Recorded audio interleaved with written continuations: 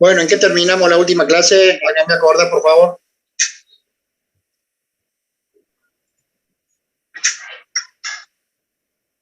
¿Se acuerdan en qué quedamos?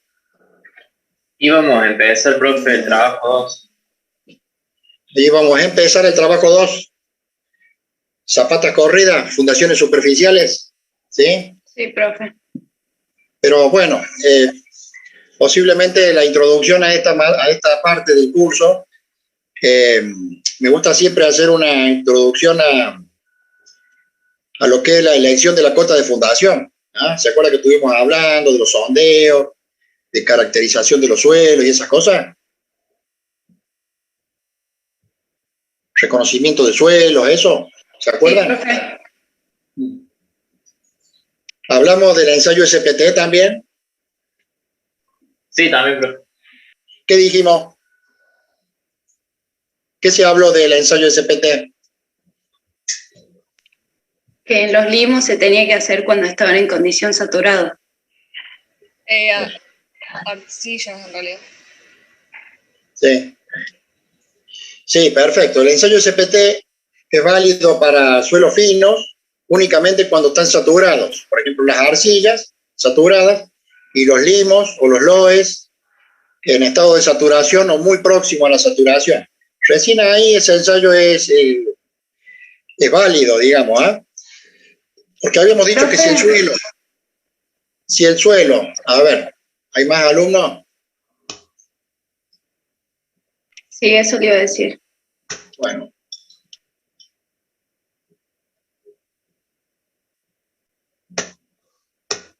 Bueno.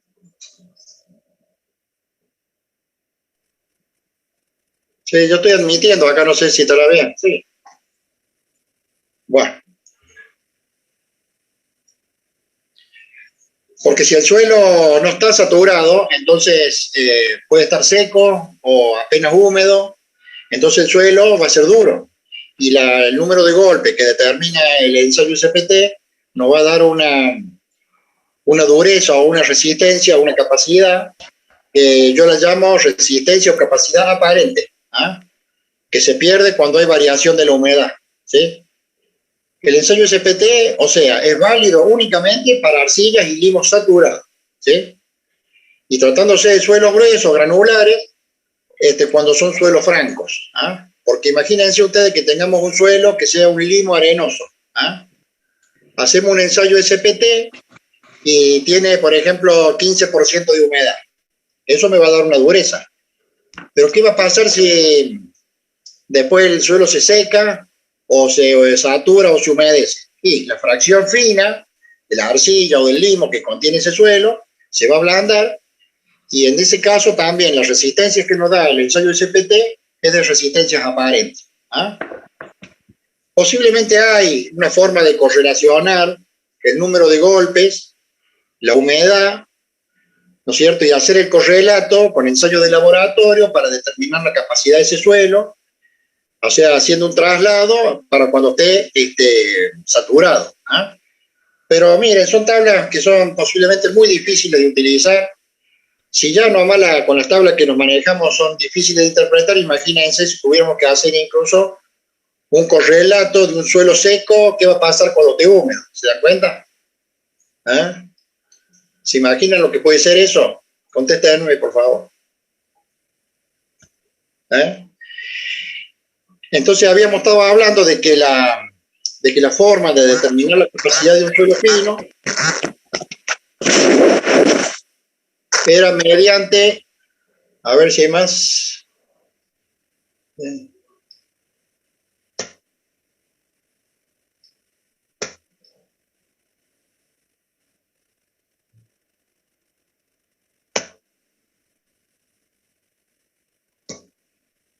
Sigo admitiendo, chicos, sigo admitiendo. Bueno. Entonces la forma de determinar la capacidad de soporte de un suelo limo o arcilla, era mediante la caracterización, ¿sí? Entonces ahí sí vamos directamente a las tablas, en donde nos da la posibilidad de determinar la capacidad mínima que nos pueda dar ese suelo. ¿Ah? porque son tablas confeccionadas para suelo en estado de saturación, ¿no? Y no solamente para las arcillas, sino también por las arenas. Imagínense ustedes una arena que esté mojada, o muy mojada, o saturada, no es lo mismo que una arena seca, o normalmente húmeda, ¿sí? O sea que, en definitiva, el ensayo SPT es un ensayo que hay que tomarlo con pinza, es como para hacer una primera ocultación, una primera idea de qué es lo que vamos teniendo, ¿sí? Si hacemos ensayo SPT, tendríamos que también hacer paralelamente la extracción de muestras, ¿no? Para ir sabiendo de que no solamente tenemos un cierto número de golpes, sino también de qué material se trata. Entonces los ensayos de suelo se tienen que hacer o a cielo abierto directamente, o mediante ensayos de Inca, pero con la introducción también de el útil sacamuestra, ¿no? Para que sepamos bien de qué suelo estamos ocultando a esa profundidad. ¿Alguna pregunta? No, profe.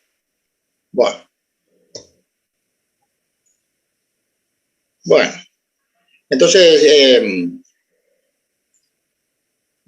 les quiero contar cómo hago yo los estudios de suelo. Yo hago estudios de suelo a cielo abierto, hasta una profundidad que me permite mi herramienta. Más allá de esa profundidad, que es más o menos 5 o 6 metros, y si no encuentro un suelo bueno a esa profundidad, entonces ya directamente me voy a los ensayos de penetración con extracción de muestras, ¿sí? Incluso para cargas importantes, entonces sí, yo me voy a un suelo realmente franco, un suelo que me dé seguridad para poder descargar cargas importantes, digamos, ¿no? Normalmente una vivienda, una casa, descarga por los muros y también por columnas, o sea, cargas puntuales. Pero yo, bueno, la experiencia mía, he hecho tantos trabajos así de diseños estructurales, de cálculo de descargas estructurales y estudio de suelo, y puedo decir de que las descargas de una casa de 2 plantas, por ejemplo, por un muro, o sea, cargas linealmente distribuidas, están en el orden de los 3 a los 5 toneladas por metro, ¿no? Y las columnas, bueno, ustedes ya saben que las columnas, cargas puntuales, está en función de la carga que tiene que soportar en base a un análisis de las áreas de influencia de la columna, etcétera, etcétera, el tipo de materiales que se usan en el edificio. Lo que quiero decir con esto de que no solamente tenemos que saber de qué suelo estamos hablando, sino también de qué tipo de estructura es la que tenemos que sustentar, ¿no? Acuérdense que la estructura no es solamente la parte que se ve, sino también la parte que no se ve. Entonces, hay que acostumbrarse a ver el edificio como si fuera una unidad. La estructura es la fundación y la superestructura, la subestructura y la superestructura. Y para cuando diseñamos una fundación tenemos que conocer de qué tipo de estructura se trata y los niveles de descarga, ¿ah? Cuando voy a hacer el estudio de suelo, yo ya sé más o menos el orden de magnitud de las cargas que van a llegar a ese cimiento, ¿sí? Bueno, cargas linealmente distribuidas. Entonces ahora vamos a entrar a ver el práctico, consistente en, ya le digo, acá está, fundaciones superficiales.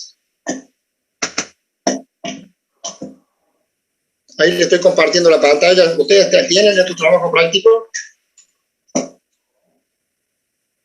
Sí, profe, están cargados. Bueno, el gráfico que se ve en pantalla es un perfil transversal, un corte transversal de un cimiento corrido, una zanja de fundación. Y ustedes ven ahí que está dibujado un cono, ¿eh?, con ángulo de 60 grados.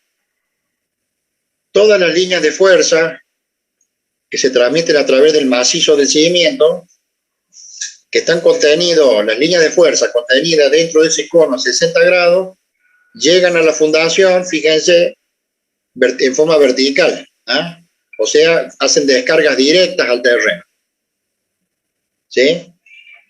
Las cargas que están, digamos, si el cimiento fuera más ancho, van a haber líneas de fuerza que escapan del ángulo de 60 grados y ya esa línea de fuerza posiblemente empiezan a producir tracción en el material del cimiento y sea necesario armarlo, como vamos a ver a continuación.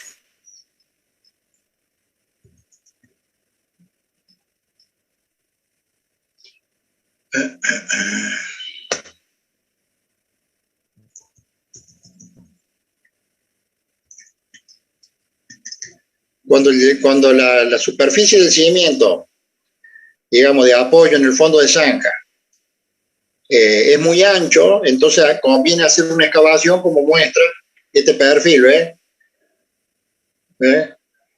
siguiendo el ángulo a 60 grados siempre, ¿sí? Porque no podemos cavar una zanja, por ejemplo, que tenga 1 metro de ancho, ¿ah? Cavamos la zanja necesaria para poder meternos a la excavación, que normalmente se hace a pala, manualmente, porque es a poca profundidad, y entonces después se talla el perfil hasta llegar al ancho que se necesita, el ancho de apoyo, para la carga Q del peso del muro, ¿sí? Y estos son cimientos corridos, llenos, con material firme, que creo haberlo explicado acá. Acá tenemos unas tablas que nos indican la capacidad de los suelos. Ya esta tabla la vamos a ver también en nuestro trabajo práctico, porque son las que se usan, ¿sí? Y está caracterizado el suelo en función de los números de golpe en esta tabla, por ejemplo. Acá nos dice cuando el suelo está blando, muy blando, en fin, compacto, duro, ¿sí? En base al número de golpes. Y otra tabla, ¿no es cierto?, que la describe al material, que va desde la roca hasta las arcillas y limos medianos, con los números de golpe y el estado de dureza, ¿no es cierto?, que puede llegar a tener ese tipo de suelo. Acuérdense que estas tablas están confeccionadas siempre para arcillas y limos saturados.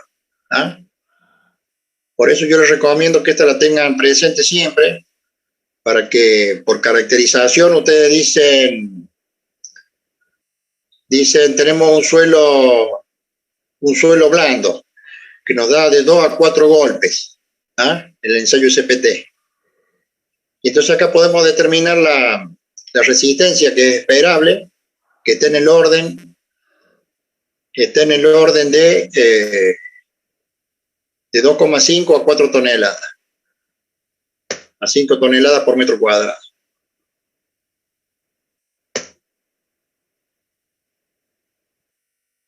Estoy admitiendo más alumnos. Bueno, ¿alguna pregunta, chicos? Vayan guiándome porque por ahí me descoloco.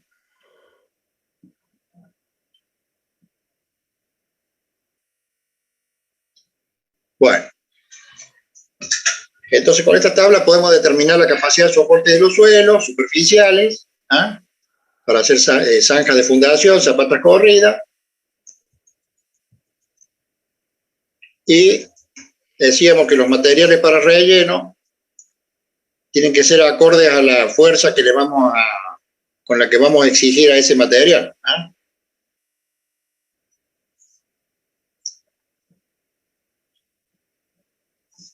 Lo podemos llenar directamente con hormigón ciclopio, hormigón no más. Por ejemplo, en un H10 tengo una tensión admisible de 40 kilos por centímetro cuadrado. Pero los suelos van a estar trabajando ¿a cuánto? Dijimos recién.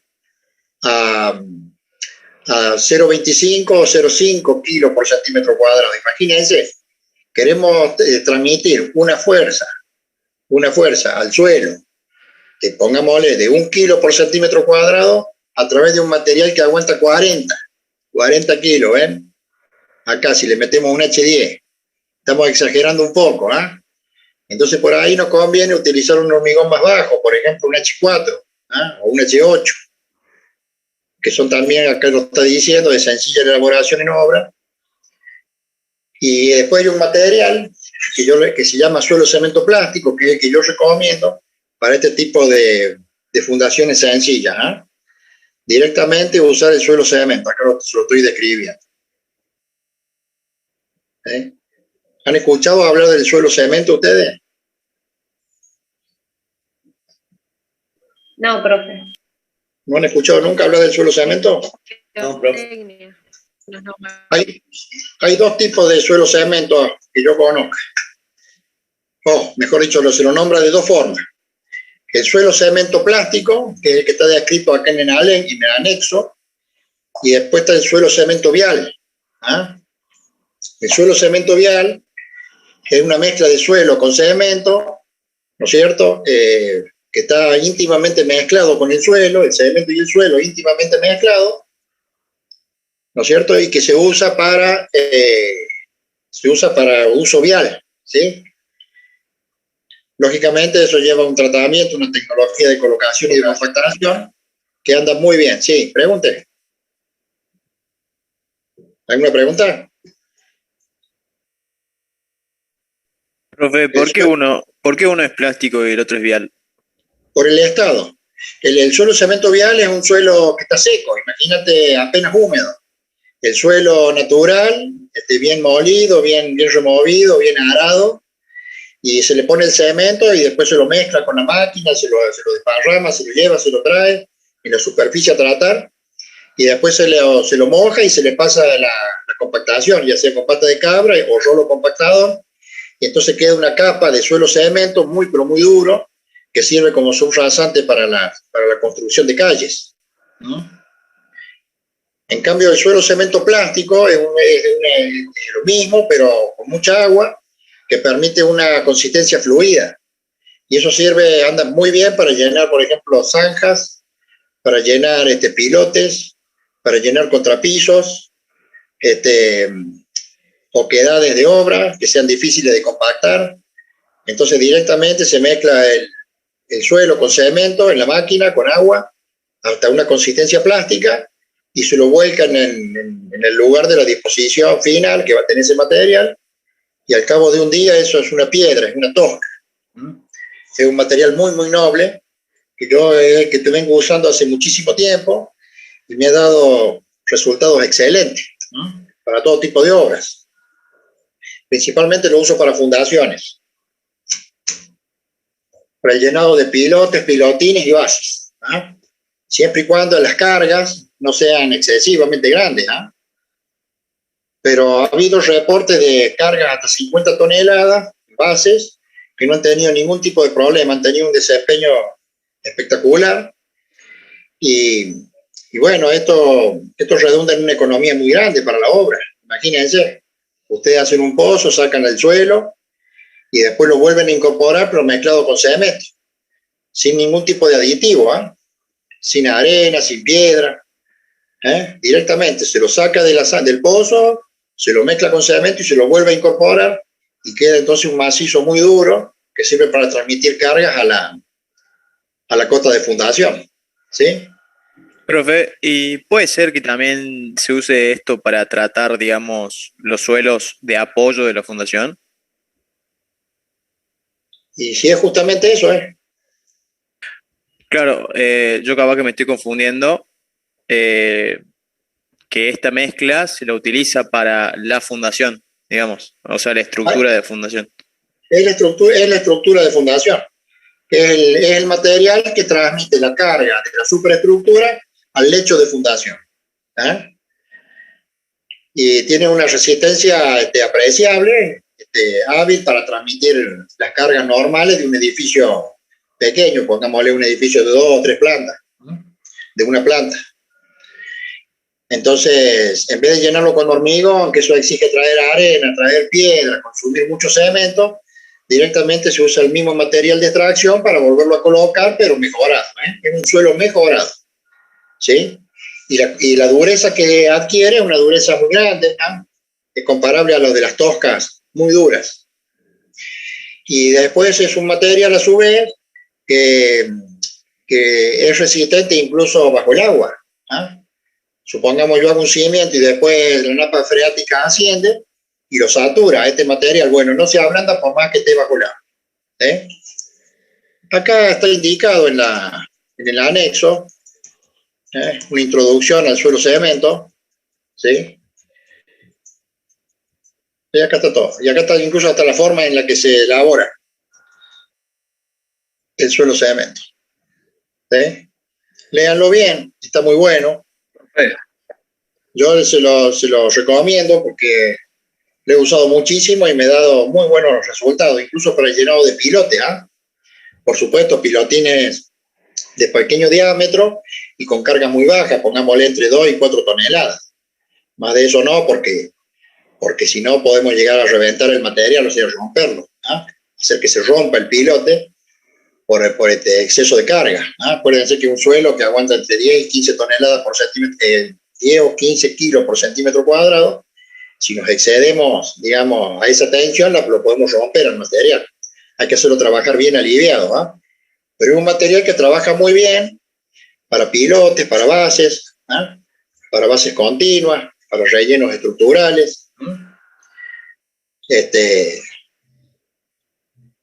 Y el suelo cemento es un material que se viene usando desde hace mucho, prácticamente desde que se empezó a industrializar el cemento, a principios del siglo pasado. Y resulta ser que un día me llegó a mis manos una colección de revistas técnicas de obras sanitarias de la Nación. Y hojeando esas revistas, había una revista del año 1955 que hacía mención de una calle que se había construido en el Chaco en el año 26. O sea, había pasado casi 30 años desde que se hizo esa calle y había sido compactada mediante el sistema de suelo cemento vial, como les venía contando, que consiste en mezclar el cemento con el suelo, bien arado el suelo, bien mezclado con el cemento y compactado. Bueno, el reporte decía que después de 30 años esa calle se encontraba en perfectas condiciones. Y lo único que le habían hecho durante todo ese tiempo había sido reparar la carpeta de rodamiento, que era una carpeta asfáltica. Pero se mantenía en perfecto estado, no había sufrido hundimientos, degradaciones.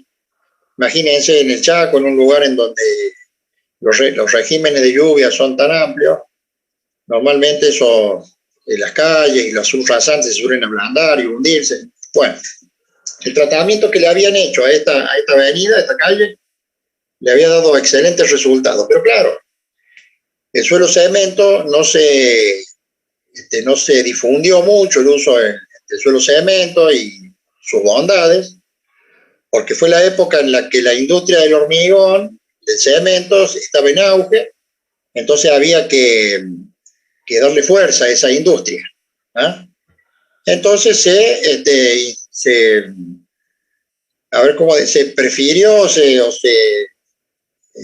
se facilitó, digamos, la enseñanza en nuestras universidades sobre el cálculo de las estructuras mediante el hormigón armado. Está buenísimo porque eso nos permitió hacer estructuras mucho más osadas que las que se hacían hasta entonces, pero no se difundió las bondades del suelo cemento y por lo tanto carecíamos de ese conocimiento. Pero bueno, yo hace ya 20 años que, no digo que lo haya descubierto, pero empecé a enseñarlo en la facultad y siempre doy una clasecita, como la estoy dando ahora, sobre las bondades del suelo cemento y las aplicaciones que por lo menos yo le doy, que como les digo es para hacer contrapisos o pavimentos y también para el llenado de estructuras de sustentación, tanto para columnas como para muros. Profe, Sí. a ese suelo que se usa para hacer la combinación suelo-cemento, ¿se le hace un Sí. estudio previo o algo para saber si tiene algún producto químico que pueda alterar las condiciones de la base después? Bueno, por lo general yo lo he usado siempre en suelos inertes, ¿no? Por ejemplo, en los limos comunes de acá de Córdoba, y también con mezcla de limos orgánicos, y no he tenido nunca ningún problema. Los suelos sí suelen ser agresivos para las armaduras y también para el cemento, pero parece ser de que las arcillas o los limos, una vez que uno los mezcla, los bate, los satura y los mezcla, y después cuando eso se endurece sin necesidad de cemento, tiene una dureza superior al que tenía en forma natural. No sé si ustedes se han dado cuenta de eso. ¿Ah? Si yo agarro una arcilla, la amaso, la dejo secar, van a ver que cuando se seca adquiere una dureza muy superior a la que tenía en estado natural. ¿Mm? O sea que parece ser que el proceso del amasado de las arcillas hace que se aglutinen las partículas y adquiera una dureza, o una compacidad y una dureza que no la tenía antes de ser amasada. ¿Ah? Bueno, si a ese mismo suelo yo lo amaso con un ligante, bien mezclado, íntimamente mezclado, imagínense ustedes, las partículas se vinculan con mucha más fuerza y cuando se seca o cuando endurece el cemento, entonces empezamos a tener una masa de resistencia bastante apreciable. ¿Sí? Bueno, con respecto al suelo cemento, les quiero contar también que en la Segunda Guerra Mundial, que el ejército alemán, cuando iba avanzando, conquistando tierras en Europa, tenía que avanzar con sus tropas y abastecerlas. ¿Ah? Y normalmente se hacía por medio de aviones, por lo tanto necesitaban tener pistas de aterrizaje. ¿Ah? Entonces los alemanes se mandaban una avenida de suelo cemento, o sea, venían las máquinas viales, hacían un mejorado de suelo cemento, o sea, con el arado, el cemento y las máquinas de compactación, y de un día para el otro tenían hecha una pista. Todavía quedan vestigios de esas pistas que usaron los alemanes desde la Segunda Guerra Mundial. Imagínense ustedes que en 2 días ya tenían una pista de aterrizaje impresionante, en perfecto estado de utilización, sin ningún tipo de asfalto, ni hormigón, nada, directamente, suelo cemento. ¿Ah? Alisaban la pista, hecha con una carpeta de suelo cemento, y eso era suficiente para que pudieran bajar los aviones, desembarcar mercaderías, pertrechos y tropas. Así que, bueno, eso también trajo una gran enseñanza respecto del uso del suelo cemento, pero como les digo, no se difundió. ¿Ah? Yo he estado proponiendo hacer tratar de difundir en las cooperativas viales el uso del suelo cemento. ¿Ah? Fíjense ustedes que en el interior tenemos las avenidas, tenemos las rutas, lógicamente, pero cuando tenemos que tener una calle que ingrese a los campos, y después de una época de lluvia no se puede entrar a los campos, o sea, no podemos extraer los productos del campo porque las calles están totalmente inutilizadas. Entonces las cooperativas viales se encargan de mantener esas calles, pero yo veo que lo único que le hacen es el regado de piedra, nivelación, le pasan la motoniveladora, le echan un poquito de regado de 0,20, por ejemplo, las mejoran y bueno, y se usan las calles, pero al año siguiente hay que volver a hacer lo mismo, se viven deteriorando, ¿no? Entonces estaría bueno hacer una inversión relativamente baja, que permitiría hacer una calle que la lluvia no la destruya, ¿no? La tenga en perfecto estado de utilización durante la mayor parte del año. Pero bueno, parece ser de que todavía no prende la idea del uso del suelo cemento para mejoramiento de los suelos, de las superficies rodantes, ¿eh? Como son las calles secundarias, los campos y esas cosas. Yo, como les digo, lo he usado muchísimo, y hemos andado pero muy bien, y no hemos tenido hasta el día de hoy ningún tipo de problema, ¿eh? En todo tipo de obra que yo le he utilizado. Profe, sí. disculpe, en dosificación, más o menos, por ejemplo, si es un balde de suelo o tierra, ¿cuánto sería de cemento? Más o menos. Bueno, yo hago una dosificación intuitiva, digamos, ¿eh? Hago una mezcla empírica, por así decir.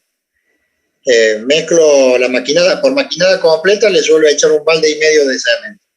O un balde al ras, un balde de albañil estamos hablando, ¿no? Sí. O un balde al ras, o 1,5 balde, ¿no? O sea, un balde no muy lleno y medio balde más. 1,5 balde o un balde al ras es 1,5 balde, ¿no? Y con Perfecto. eso he obtenido mezclas fabulosas. Ahí está el proceso de mezclado y la dosificación y la resistencia que es esperable en ese tipo de mezcla. De todos modos, siempre saco probetas, no solamente para verificar que el material que estoy fabricando está bueno, sino también para que vean los albañiles y vean el dueño y vean el arquitecto de que lo que le estamos poniendo a su cimiento es algo que realmente está muy bueno, está muy bien. Porque muchas veces dice, che, no voy a llenar mi cimiento con barro, no voy a llenar mi cimiento con barro, pero no saben que no es barro, es suelo cemento plástico, es un material durísimo, que genera grandes economías en la obra. Una vez fuimos a hacer un housing acá en el barrio Villa Belgrano. Y entonces aquí yo le hago el proyecto estructural y propongo la fundación también con las bases llenas de suelo cemento. Entonces el arquitecto presenta mi proyecto y los dueños dicen, no, dice, mira si vamos a llenar las bases con barro, con suelo cemento, eso que lo que no lo conocía. Y entonces el arquitecto le dice, bueno, dice, yo hace muchos años que trabajo con el ingeniero y siempre ha dado muy buenos resultados, y es económico, anda muy bien. Bueno, y che, ¿cuánto entraría de hormigón en esta obra? Y pongámosle 100 metros cúbicos, supongamos. No me acuerdo cuánto era. ¿Y cuánto cuesta eso? 100.000 pesos. Y si lo llenamos con suelo cemento, ¿cuánto costaría? Con la mano de obra, con la excavación, con todo, saldría 35.000 pesos. ¿Cómo? Sí, 35.000 contra 100.000. No, lo llenemos con suelo cemento, dijeron. Y ese fue el primer housing que construimos con bases de suelo cemento. Y a partir de ahí hemos hecho como 5 o 6 housing más. A todos lo hemos fundado en forma similar y no hemos tenido ningún tipo de problema. Y hemos generado grandes economías, no solamente en dinero, sino en tiempos de obra. En mucho tiempo, porque a medida que se iban cavando las bases, se podían ir llenando, sin tener que esperar a que vengan los camiones o elaborar hormigones, traer áridos de las canteras, en fin. Eso trajo una gran solución constructiva para las obras. Dijo sí. También que para columnas se usa. No, para columnas no, para base. Hace rato lo escuché eso, perfecto. Disculpame, me puedo haber equivocado, ¿no? Como llenar una columna de barro, ¿no? De suelo cemento, Perfecto. Lo que yo puedo hacer es transmitir cargas puntuales por columna a bases individuales de suelo cemento. Eso sí. Ajá. Perfecto. Otra cosa que quería acotar, lo he visto usar en los de relleno entre medio de las piletas de plástico.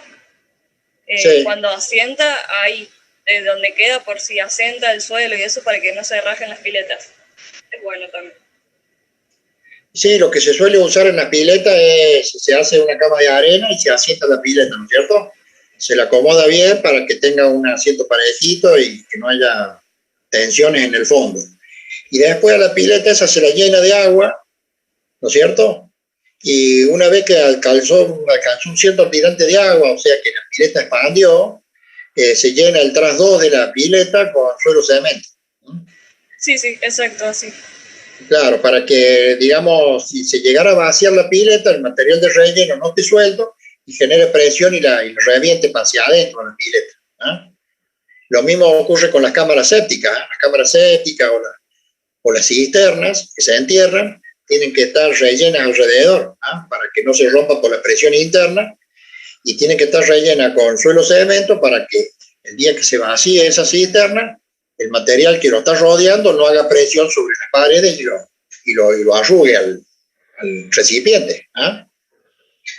Sí, para que no genere presión sobre la estructura. Para eso se lo consolida con cemento. Y se le puede poner suelo cemento seco, en estado seco, y uno lo va humedeciendo a medida que lo va colocando, y espera que endurezca y hace trepar el tirante de agua. Entonces se van equilibrando las presiones interiores con las exteriores, entonces la estructura no sufre tensiones adicionales. ¿Se entendió? Sí, profe. Bueno. Ahí, profe, le hicieron una pregunta en el chat. A ver qué dice. Vamos a ver. ¿En dónde le leo eso? Abajo dice participantes, chat. Bueno, si quieres se la leo. Déjame encontrarla a mí, por favor. Ahora lo tengo arriba la barra. Y no tengo la... Abajo está estoy compartiendo pantalla, entonces a la barra se me he ido para arriba y no encuentro el chat. No estoy. Vamos a dejar de compartir pantalla un ratito, ¿eh? Acá tengo el chat. Sí.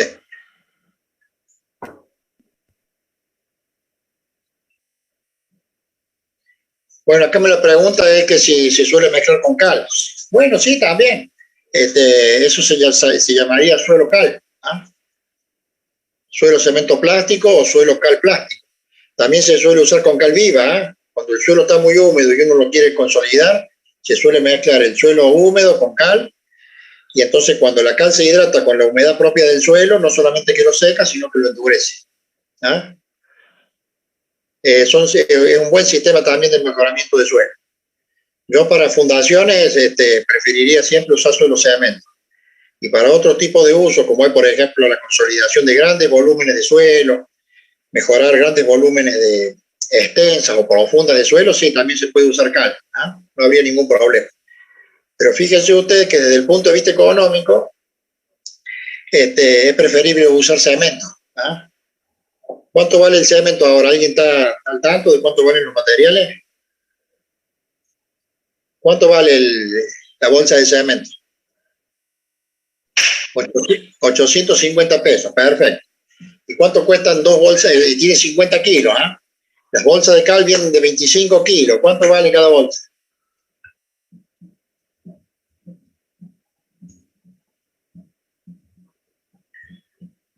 Cal Milagro, esa es cal hidratada, ¿eh? Creo que tiene 20 kilos, ¿no? 400 pesos más o menos, un poco menos. ¿Sí? 400 pesos puede valer la bolsa de 25. Aproximado. Bueno, quiere decir que los 50 kilos de cal valen más o menos lo que vale el cemento. ¿Ah? ¿Está claro? O sea, a igualdad de peso, vale lo mismo la cal que el cemento. Pero las mezclas de cal, ustedes comparen la resistencia de una mezcla hecha con cal a una mezcla hecha con cemento. ¿Cuál prefieren ustedes? ¿Cuál es más dura? ¿Cuál es más resistente? ¿Cuál se degrada menos? El cemento. ¿Eh? Entonces, desde el punto de vista económico y desde el punto de vista técnico, es preferible usar el cemento. La cal solamente para usarla en algunos casos en el que sea necesario por una cuestión de hidratación de los suelos, o sea, de secación de los suelos, ¿ah? O cuando tengan disponibilidad y no sea necesario adquirir tanta resistencia, ¿no? Del material que usamos para rellenar las bases extras. No, la dosificación con cal es diferente, ¿no? Por eso les vuelvo a repetir, depende del uso que le vayan a dar. Yo la receta que les he mandado a través del anexo es solamente, ¿no es cierto?, para cuestiones estructurales. ¿Ah? Le he dado para construcciones estructurales. ¿Sí? ¿Hay alguna pregunta más? Háganmela verbalmente, no hay problema, ¿eh?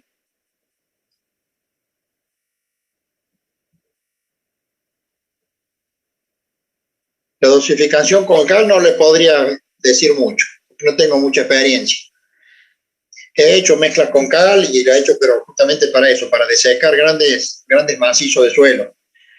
Supongamos una vez se había anegado un suelo adentro de una casa y se excavaban y estaba realmente saturado, muy saturado el suelo.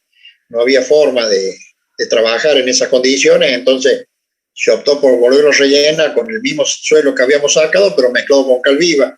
Y en esas condiciones el suelo se consolidó hermosamente, perfectamente, permitió seguir con las obras sin ningún tipo de problema.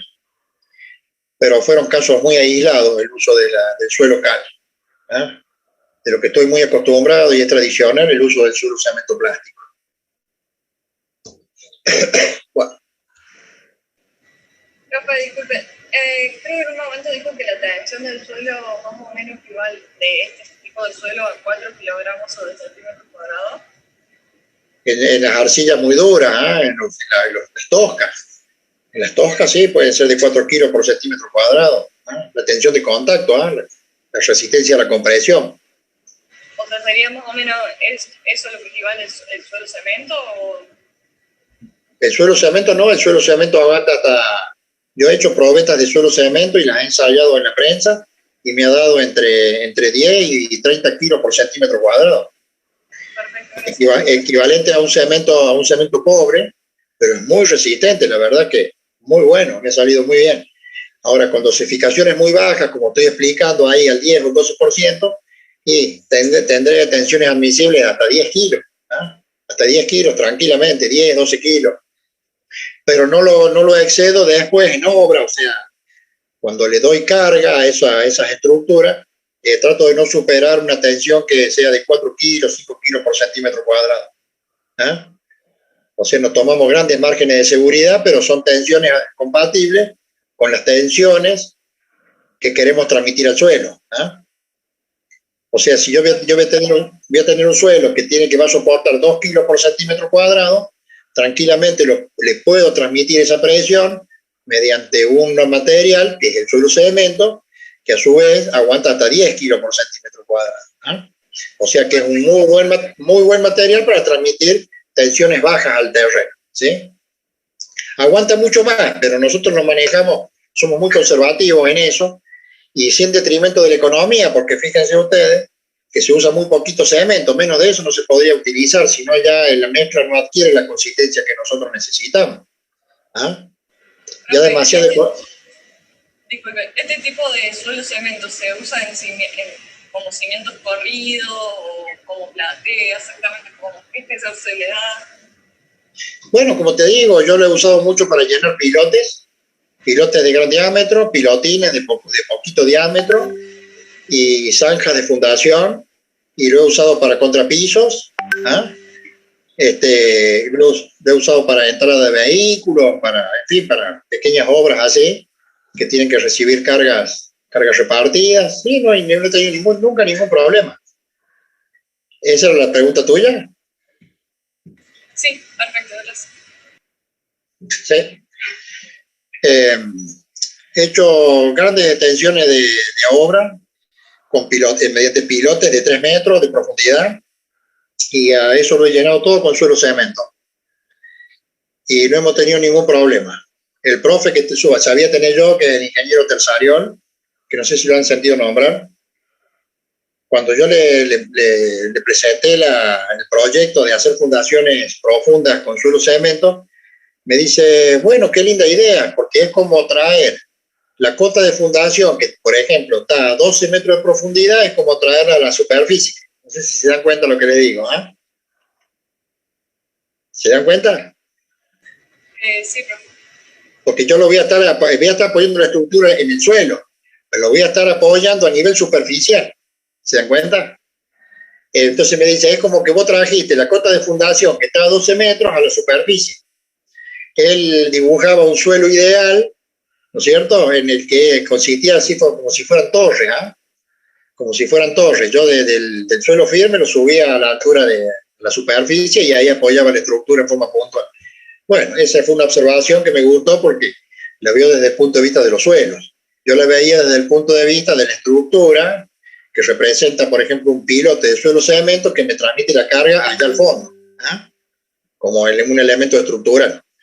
Pero le vuelvo a repetir, son para cargas relativamente bajas, ¿eh? Para casas de 1 a 3 plantas, más de eso no, porque ya las cargas suelen ser importantes, y los pilotes o los elementos fundacionales, después hay que someterlos no solamente a las acciones de los pesos de los edificios, sino a las acciones dinámicas, ¿eh?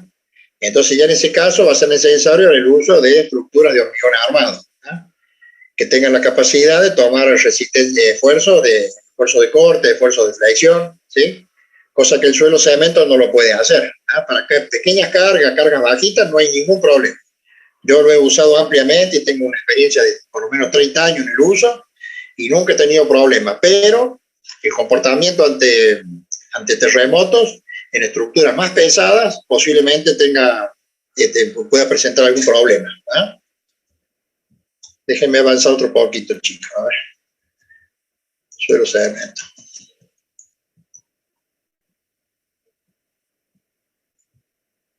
Bueno. Acá tengo el ejemplo, por ejemplo, de una zapata corrida, ¿no es cierto?, a nivel superficial, ¿no es cierto?, para un muro, una construcción sencilla. en un suelo que es bueno, a nivel superficial. ¿Sí? Entonces consiste simplemente en cavar una pequeña zanja que sirve de cofrado para esa viga continua de hormigón armado. ¿Sí? Es una viga que simplemente está apoyada en el suelo, hace de zapata corrida y también no me sirve como viga de encadenado inferior. Para cargas bajas. Pero cuando las cargas son más elevadas y el suelo no es muy firme, entonces hay que construir este tipo de zapatas, ¿ves? Zapatas mucho más anchas, ¿no es cierto? Y evidentemente que vamos a necesitar que no pueden ser muy voluminosas tampoco, primero por el costo, segundo por el peso estructural, el peso propio, y segundo tiene esa forma para aprovechar las solicitaciones, ¿no es cierto?, a las que está sometida. Ustedes ya se dan cuenta que esta es una estructura rígida o semirrígida, digamos, que sufre flexión y corte. ¿Se dan cuenta? No era como en el caso de las zapatas anteriores, ¿no es cierto?, en el que las fuerzas se transmitían por compresión.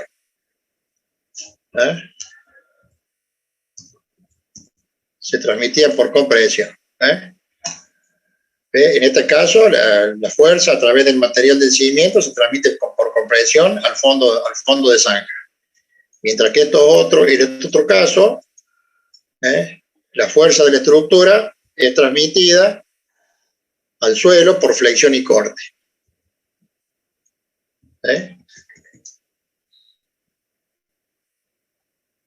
¿Sí? El caso este y este caso. Este caso es una zapata corta. Sí. Perdone, esos casos que lleva hierro, ¿no? Ahí no se puede poner la mezcla esta de cemento y suelo, ¿o sí? No, porque... Por la humedad.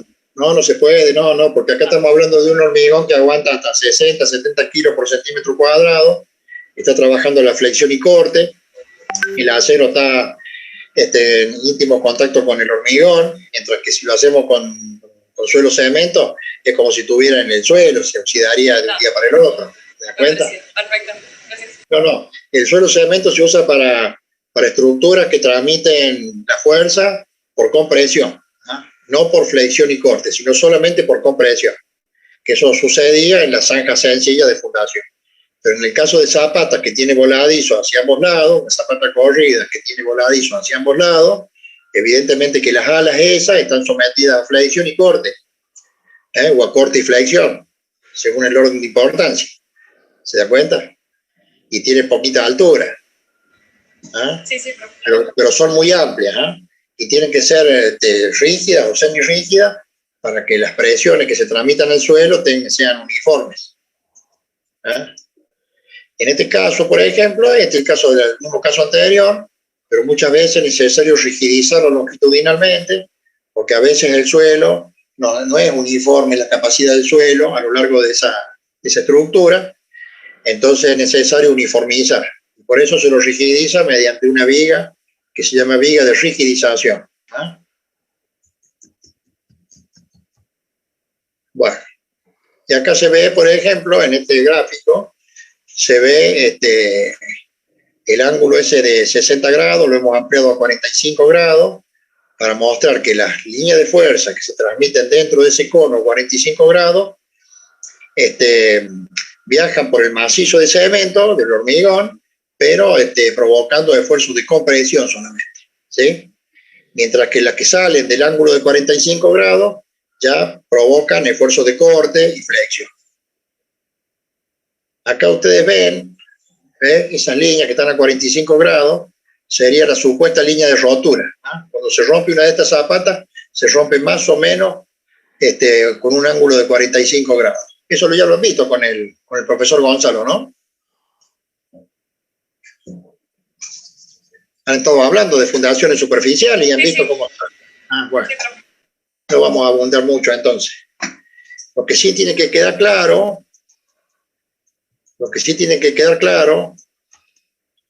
bueno, aparte de las generalidades que estamos indicando acá, ¿no? No, en el próximo trabajo práctico es donde vamos a hacer los cálculos pertinentes. Profe, una consulta. ¿Cómo es el medio de unión de ese macizo de suelo cemento plástico con la superestructura? Por compresión, no hay una vinculación continua. Bueno, imagínate que haces una zanja, la llenas con suelo cemento plástico, esperas que endurezca y entonces ahí directamente levantas tu estructura. No está pegado al cimiento, están asentados y se vinculan por compresión. ¿Sí? ¿Vos qué pensás? ¿Que se va a zafar? ¿Que se van a despegar? ¿Esas cosas? Claro, por ahí pienso que se puede llegar a correr. No, porque las fuerzas de compresión son muy grandes, no se corren. No va a patinar la superestructura respecto de la fundación, no, eso no ocurre. No se va a producir, por ejemplo, un traslado de la estructura hacia un costado cuando venga un terremoto, por ejemplo. ¿A eso te referís? Claro. Sí, evidentemente que hay empujes laterales, pero el empuje general es tanto en el suelo como en la estructura, ¿no? Difícilmente la estructura se vaya a patinar sobre la fundación, digamos. No sufren traslado, ¿no? Sufren empujes, pero no traslado.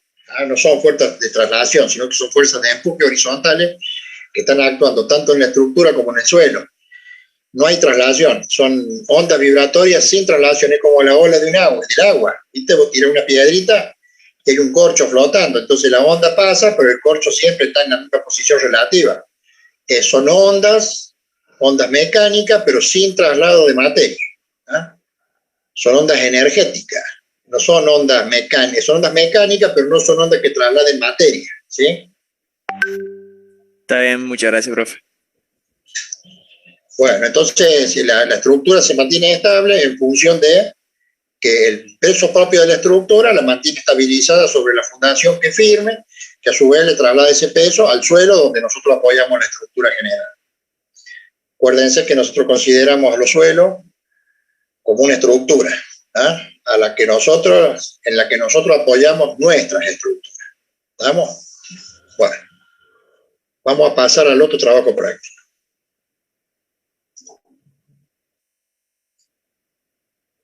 ¿Cómo se hacía esto?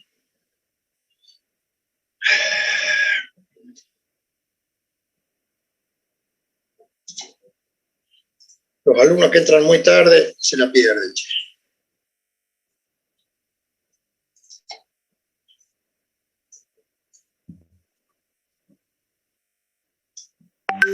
Estamos compartiendo pantalla, muchachos. ¿Lo ven ahí ese gráfico?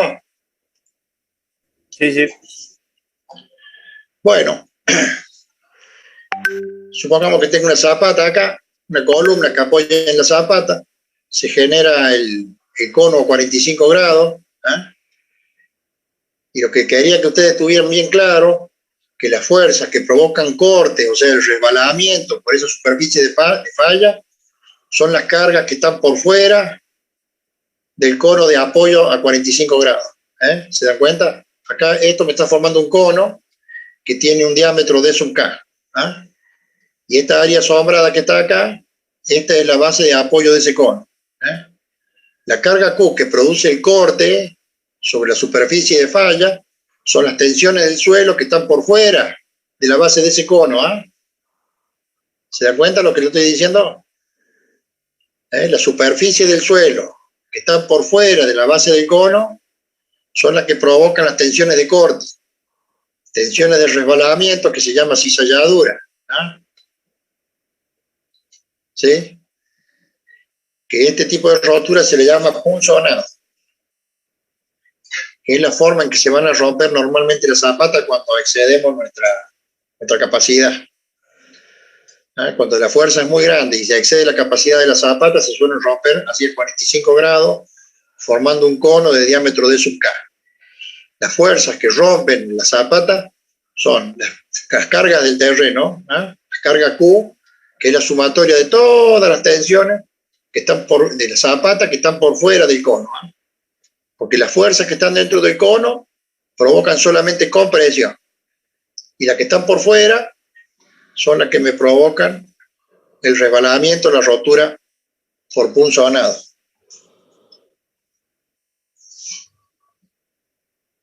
Esto posiblemente entre dentro de lo que serían los parciales, los exámenes que le va a tomar el profe, el cálculo de una zapata superficial. Y si no han entendido esto, posiblemente no les salga el ejercicio, no lo puedan hacer bien, por falta de concepto. ¿Ah? ¿Se da cuenta? La parte sombreada acá es la parte, esta es la tensión del suelo. ¿Ah? Esta parte que está dentro del diámetro del sub K no se tiene en cuenta. Es por eso que se calcula la superficie del sub K, se resta de la superficie total, se multiplica por la tensión del suelo y esa es la carga Q. ¿Sí? La carga Q es la tensión del suelo por la diferencia de superficie que hay entre la base B y la base del cono. ¿Eh? Esta es la superficie de la base general y esta es la superficie del cono. ¿Eh? Que multiplicado por la tensión del suelo me da la carga Q. ¿Sí? Y las tensiones de resbalamiento en función de ese cono de rotura, las tensiones T o tau, es igual a la carga Q dividido la superficie lateral del cono, ¿eh?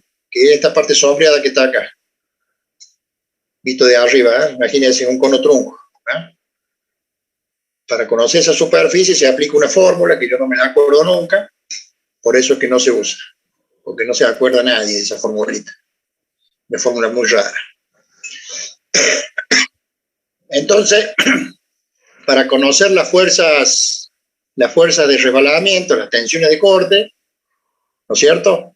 La reglamentación admite verificar, pero no en función de la superficie cónica, sino de una superficie cilíndrica, una superficie cilíndrica de diámetro D sub C, de un cilindro que pasa a una altura h sobre 2 de la zapata desde el paramento de la columna. Acá tengo la altura de la zapata a una distancia h2 sobre 2 de la columna, por ahí pasa el cilindro de verificación. Entonces la superficie del cilindro es mucho más fácil de obtener que la del cono. Y acá tenemos un ejemplo.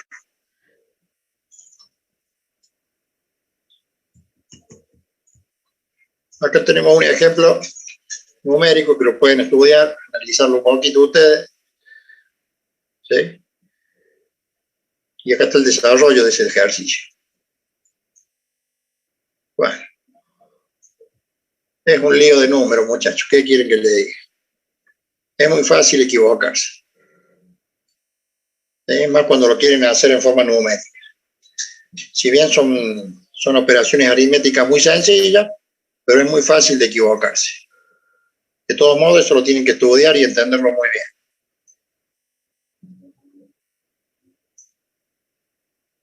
¿Lo han visto este ejercicio ustedes, ya que lo tienen anticipado?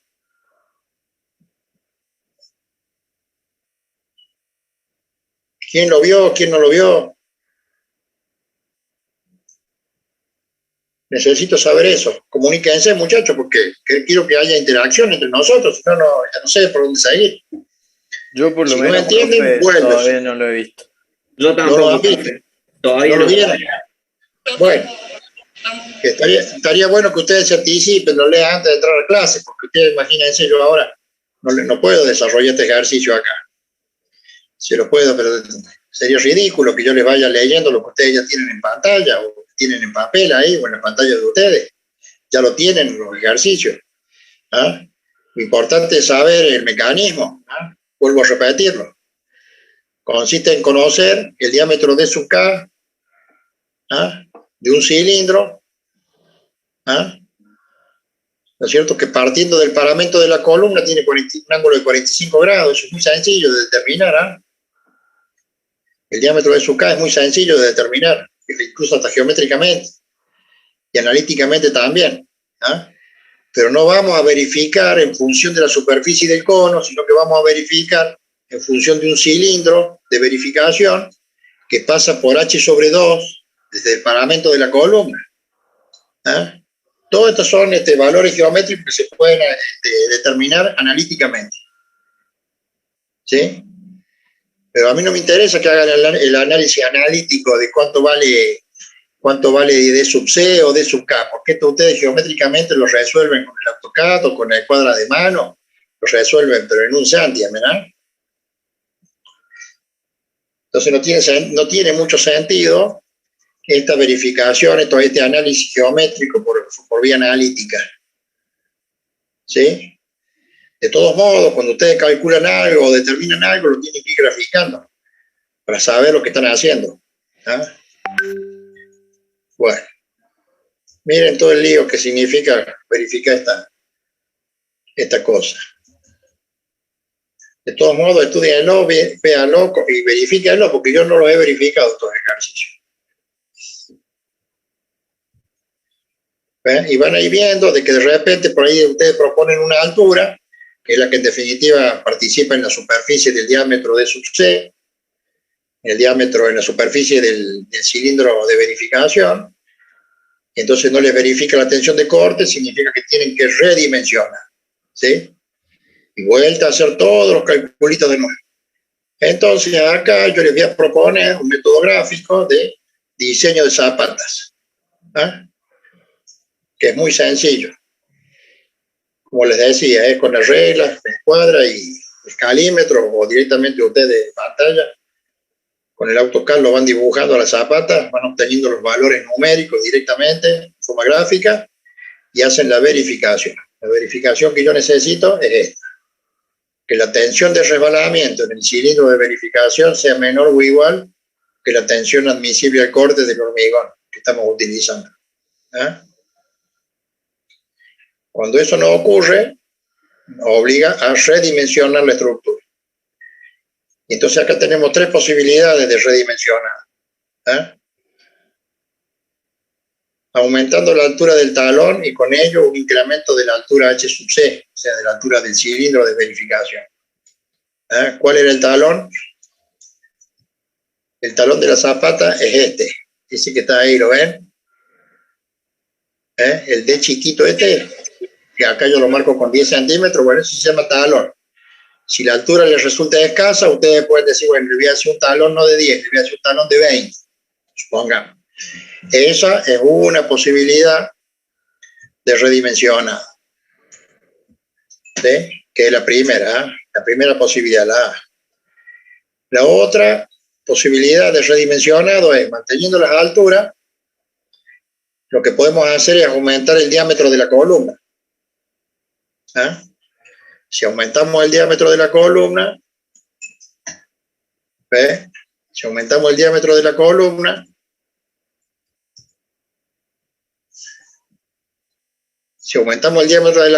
por ejemplo, está ahí donde estoy marcando con el cursor, evidentemente que el diámetro de sub C ahora va a ser mucho más amplio. ¿Ah? Por ende, la superficie del cilindro de verificación va a ser más grande, entonces estamos diluyendo las tensiones de corte. ¿Sí? ¿Se entendió eso, muchachos? Sí, profe. Sí, profe. O aumentamos la altura, cosa que a veces no se puede hacer, porque si no nos vamos muy profundo. ¿Ah? Entonces la otra posibilidad es aumentar el diámetro de la columna, o sea, el lado. Si es cuadrada, la aumentamos más grande, la hacemos más grande a la columna. ¿Ah? Esa es la segunda posibilidad. Y la tercera posibilidad que manifiesto es hacer que el aumento del talud del hormigón hasta 40 grados. ¿Eh? 40 grados es el talud del hormigón fresco. Por ahí no se puede superar ese ángulo de inclinación del talud de la zapata, porque si no se derrama. ¿Eh? Hasta 45 grados lo pueden llevar al talud, pero tiene que ser un hormigón muy seco, con muy poco asentamiento. ¿Sí? De estos tres sistemas, ¿no es cierto?, de redimensionado, yo propongo siempre, cuando es posible, que el aumento de las dimensiones de la columna de fundación. ¿Eh? Se denomina columna de fundación al tramo de columna que queda enterrado. ¿Eh? ¿Sí? ¿Se dan cuenta? Esa es la forma más sencilla de solucionar el problema de la tensión de corte en los voladizos de las zapatas, tanto en las zapatas corridas posiblemente no se puede hacer eso porque ya estamos determinados por el espesor del muro. ¿Ah? Pues tratándose de columnas, posiblemente el tramo de columna que va enterrado, que se llama columna de fundación, la podemos ampliar y con eso diluimos las tensiones de corte. ¿Ah? Las tensiones de corte en los voladizos.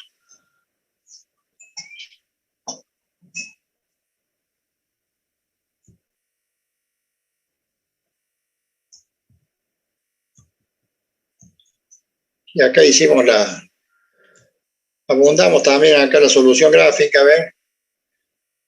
Pero era para ir marcando las diferencias que había entre el mes anterior, las dimensiones anteriores. ¿Ah? Acá se ve cómo se fue ampliando la amplitud de la columna. Con eso aumentábamos el diámetro de sub C y así sucesivamente hasta llegar a la verificación. Y otra posibilidad también es aumentar la calidad del hormigón. ¿Ah? Porque no es lo mismo usar un H13 que un H21. ¿Ah? ¿Cuánto vale la tensión del corte de un hormigón cualquiera? Por ejemplo, el H15. ¿Cuánto vale? La tensión de resbalamiento en un hormigón H15.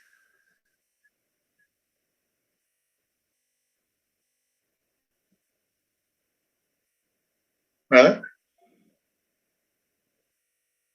La tensión admisible al corte de un hormigón cualquiera, ¿cuánto vale?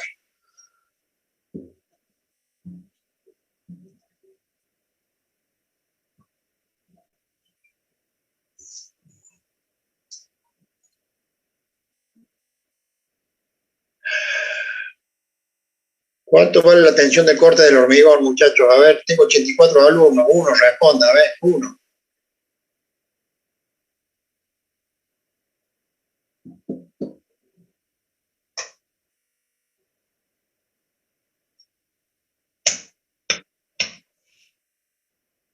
Estoy esperando una respuesta. ¿Qué pasa?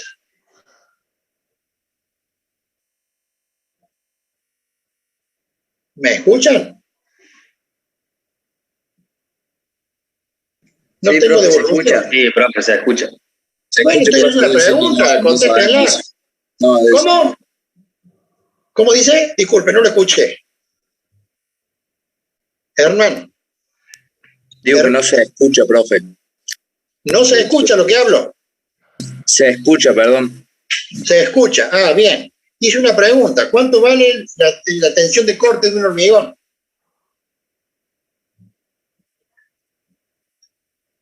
Digan sé, no sé o digan algo. No saben, evidentemente que no saben porque no hay respuesta.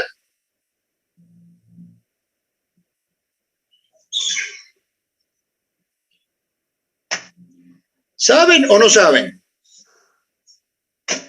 ¿Cuánto vale la tensión de corte del hormigón?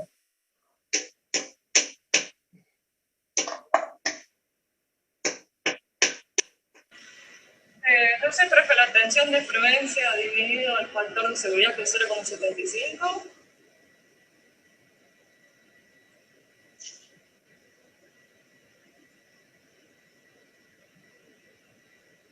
Hola. Mire, muchachos, no podemos entrar a decir que vamos a calcular una pieza estructural si no conocemos la naturaleza del material. ¿Cómo vamos a calcular una viga, la flexocompresión, si no sabemos cuánto aguanta ese hormigón? ¿Ah? ¿Cuánto aguanta el hormigón a la compresión? A ver, ¿cuánto aguanta un hormigón a la compresión? Díganme. ¿Cómo se llama la tensión a la compresión de un hormigón? ¿Cómo se llama? Resistencia específica. No, la tensión de compresión del hormigón se llama tensión a la compresión. No es el, profe, Sí. ¿no es el mismo valor que la resistencia característica a la compresión? Claro, esa es la resistencia última, de tensión de rotura. ¿Ah? Tensión de rotura última. ¿Ah? La tensión característica viene dada, yo la conozco con la sigla sigma prima BK. Eso está en la primera clase, muchachos, en la clase número 1, hice un panorama de cuánto aguanta el acero y cuánto aguantan los hormigones. ¿Se acuerdan? ¿La vieron? El trabajo práctico número 1, repaso de hormigones armados.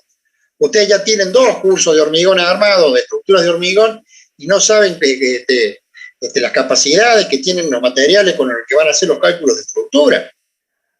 O sea que ustedes fallan por la base, saben calcular ecuaciones, manejan sistemas computacionales, qué sé yo, pero no saben cuánto aguantan los materiales. ¿Ah? ¿Cuál es la tensión de compresión del hormigón? ¿Cómo se llama la tensión de compresión del hormigón? Tenemos 3 tensiones, la tensión admisible, la tensión de rotura y la tensión última. La tensión última es sigma prima BK. La tensión de rotura se llama beta R. Y la tensión admisible es sigma prima B. Sigma prima B admisible. ¿Ah? Yo las conozco con esas siglas y no creo que hayan cambiado tanto. Pero así yo le cambie la designación, la asignatura de esa característica del hormigón, ustedes la tienen que conocer. Entonces les vuelvo a preguntar, por ejemplo, cuando yo le digo un H13, ¿qué significa eso? ¿Qué significa H13?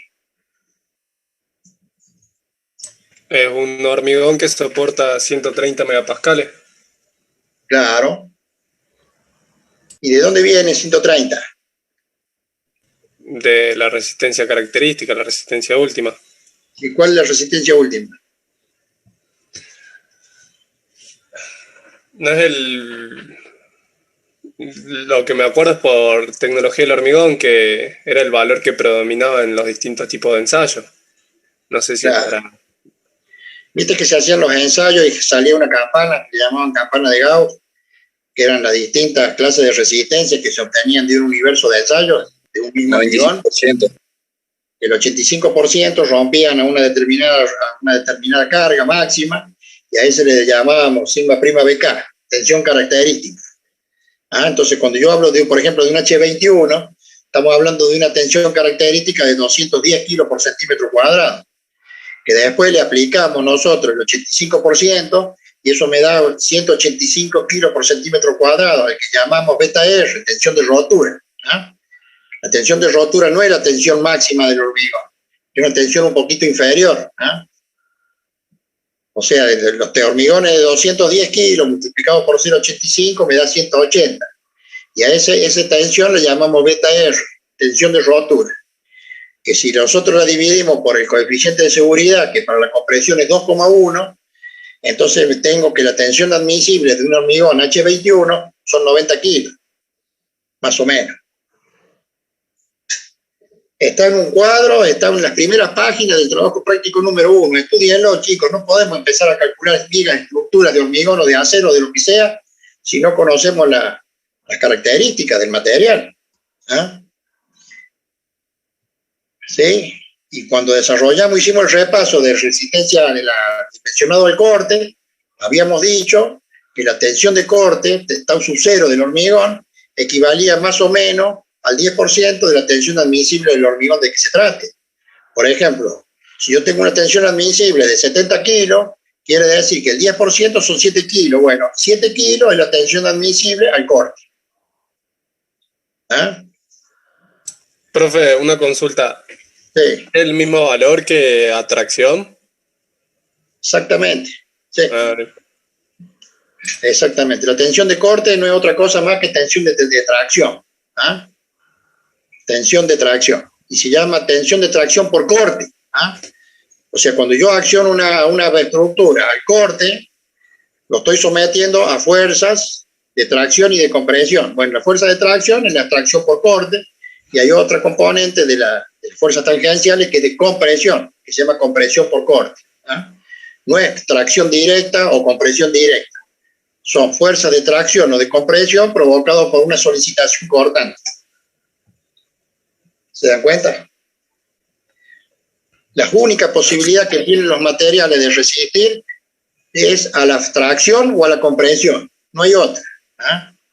O una fuerza positiva o una fuerza negativa, que la tracciona o la comprime. ¿Sí? Y lo mismo ocurre con la torsión. La torsión provoca esfuerzos tangenciales por torsión, pero que si uno la descompone a esa fuerza, va a ver que en el material, en la fibra infinitesimal o en el ¿cómo le llaman? en la partícula individual, digamos el cubito ese infinitesimal que hay, se producen fuerzas de tensión de rebalamiento, pero que son fuerzas de tracción o de compresión, no hay otra. No hay otro tipo de fuerza, son o de tracción o de compresión. Cualquier fuerza va a ser así, que genera corte o genera tracción o genera compresión. ¿Se dan cuenta? Pero es a lo que aguantan los materiales únicamente, son las únicas posibilidades que hay. En definitiva, son tensiones de corte, de flexión, de compresión o de tracción, no hay otra. A una solicitación de corte yo la puedo reducir tranquilamente a tensiones de compresión y de tracción. Eso posiblemente no se lo han dicho a ustedes, no le han contado ese cuentito.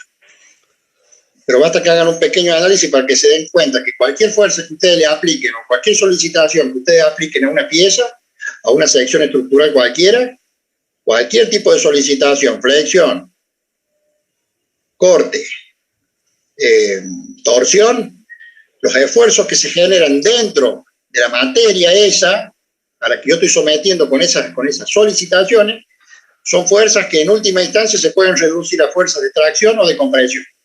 Nada más, no hay otra posibilidad. No hay una tensión que se llame, nosotros le llamamos tensión de corte, pero en realidad son fuerzas tangenciales. Son fuerzas tangenciales que actúan tangenciales al plano donde yo estoy haciendo el análisis estructural de tensiones, pero que en última instancia se transforman en tensiones o de tracción o de compresión.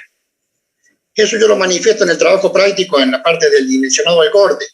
Van a ver que las tensiones de resbalamiento en última instancia se descomponen en dos fuerzas, una de compresión que es tomada por el hormigón y otra fuerza de tracción que también es tomada por el hormigón hasta el agotamiento de su capacidad a la tracción del hormigón. Por eso empieza muy pequeñita, donde hay poquita sección de hormigón, es necesario meter armadura, reforzar para que tome esa componente de tracción de la fuerza de resbalamiento. Quiero saber si eso lo han entendido, porque es muy importante, y se los puedo volver a repetir de nuevo. No hay problema.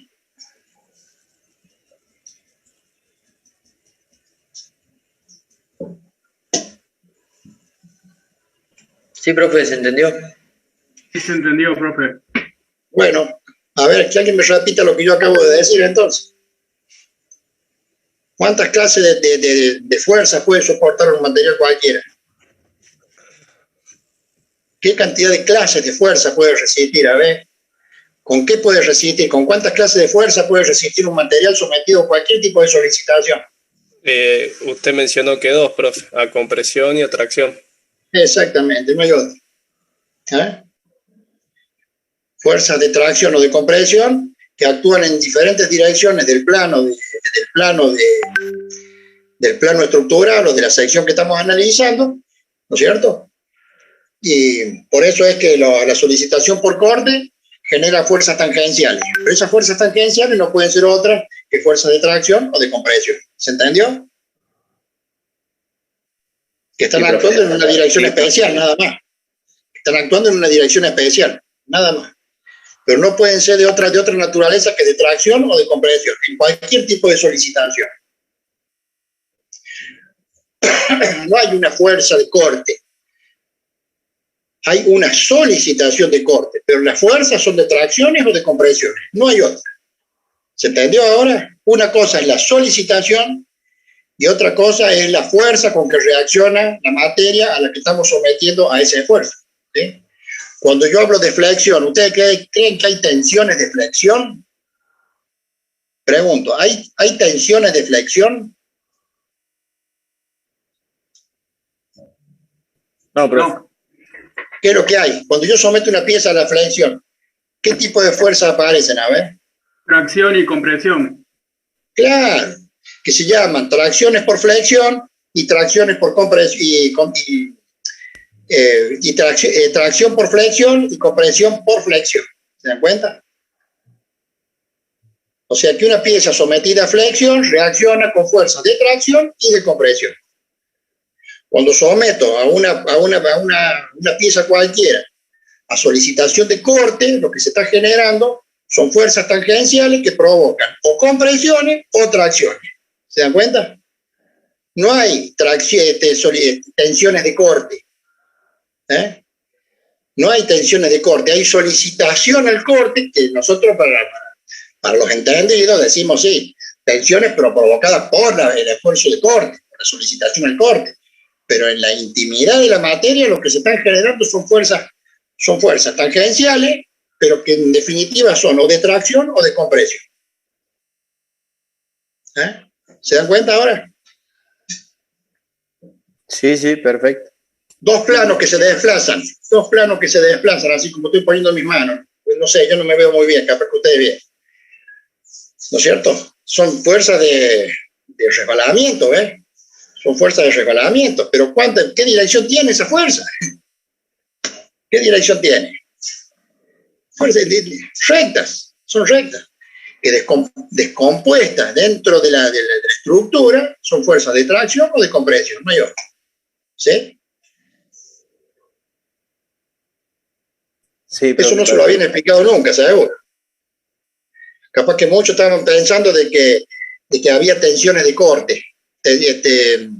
Sí, bien digo, tensiones de corte. No hay tensiones de corte. Hay tensiones provocadas por la solicitación al corte. Y esas tensiones pueden ser de tracción o de compresión, y no hay otra. Lo que pasa es que están aplicadas esas fuerzas en una dirección que son propias de la solicitación que le da origen. Una solicitación al corte genera tensiones tangenciales. Pero esas tensiones tangenciales son o de tracción o de compresión.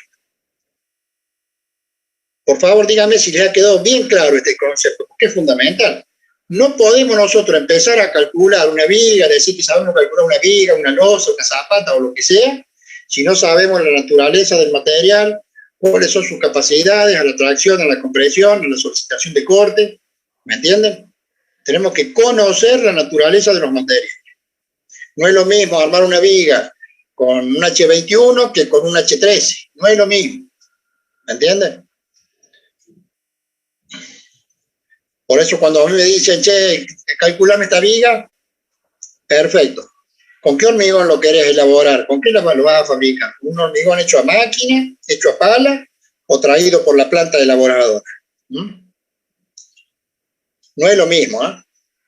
Yo, un hormigón hecho en obra, a lo sumo puedo pretender un H17, muy bien dosificado, muy bien controlado por ustedes, que son los que conocen de tecnología del hormigón. Pero un albañil difícilmente saca un hormigón específico. Por ejemplo, che, fabricame un H17. ¿Qué saben de H17? ¿Qué saben de asentamiento? ¿Qué saben de dosificación? ¿Me entiende lo que le digo? Entonces, en obra es muy difícil conseguir un H17, muy difícil. Y menos un H21, imagínense. Un hormigón de 180 kilos, no es fácil sacarlo con una mezcla hecha a ojo, o con dosificación casera en una obra. ¿Se dan cuenta? Pero nosotros que sabemos de eso, cuando tenemos que hacer una estructura, sabemos que la podemos fácilmente elaborar un H13, por ejemplo. Entonces yo voy a dimensionar mi estructura con un H13. Porque sé que en obra no se va a poder lograr un hormigón de mayor calidad que esa, a lo sumo un H15. ¿Se dan cuenta de lo que les digo? Ahora, si lo voy a pedir por una planta elaboradora que lo hace por un sistema automatizado y bien dosificado y con la relación de agua-cemento correspondiente, o sea, con el asentamiento que yo he pedido y todo, con control de calidad, entonces sí, puedo decir, che, tráeme un H21. Y después saco una probeta y verifico que sea un H21. Pero es más confiable, por así decir, entre comillas, confiable. Comillas.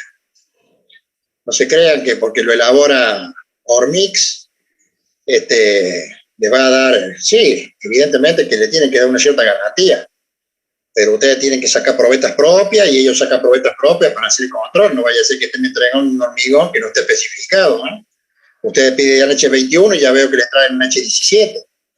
Y después caen en el problema de ese que les contaba del arquitecto amigo, que cuando hicieron el ensayo ya estaba hecho el edificio y hicieron el ensayo de las columnas y se encontraron que no cumplía con la especificación. Y ahí el error no solamente fue de Hormix o de la planta que proveyó el hormigón, sino que también error del diseñador, del calculista. Pidió un hormigón muy elevado y no le dejó handicap de seguridad. ¿Se dan cuenta de lo que les digo? Por eso es que cuando yo diseño una estructura, especifico un hormigón alto, pero yo he hecho las verificaciones con un hormigón bajo. ¿Se dan cuenta? Calculo una columna con H13, pero después le exijo, pido en los pliegos que sea con un H21. ¿Se dan cuenta? Por las dudas se equivoquen, no le salga H21, le salga un H20 o un H15. Pero todavía estoy a cubierto porque yo la diseñé esa estructura con un H13. Me puse del lado de la seguridad, principalmente en las columnas. ¿Ah?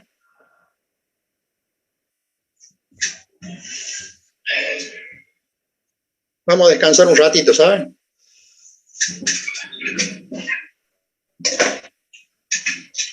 Bueno, profe.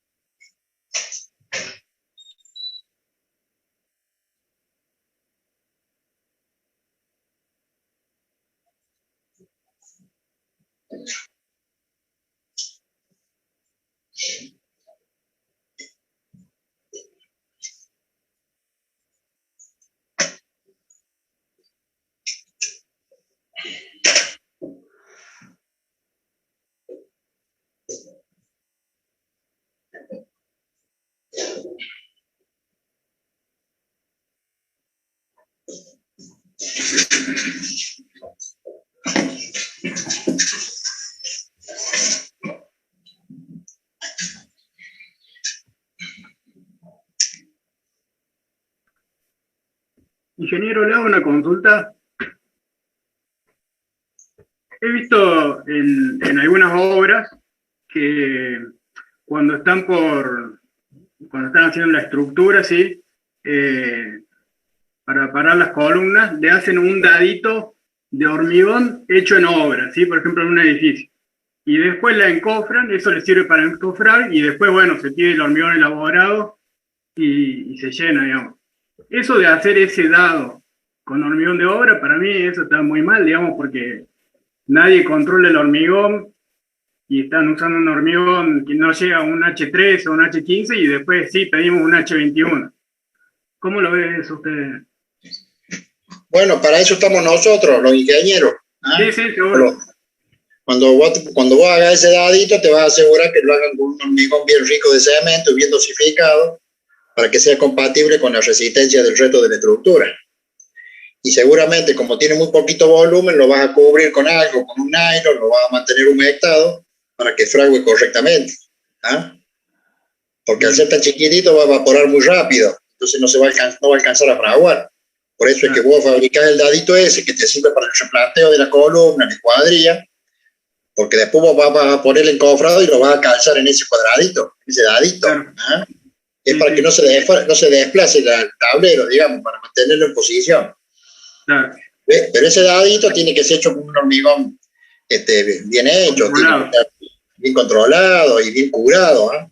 Bien curado principalmente. ¿Sí?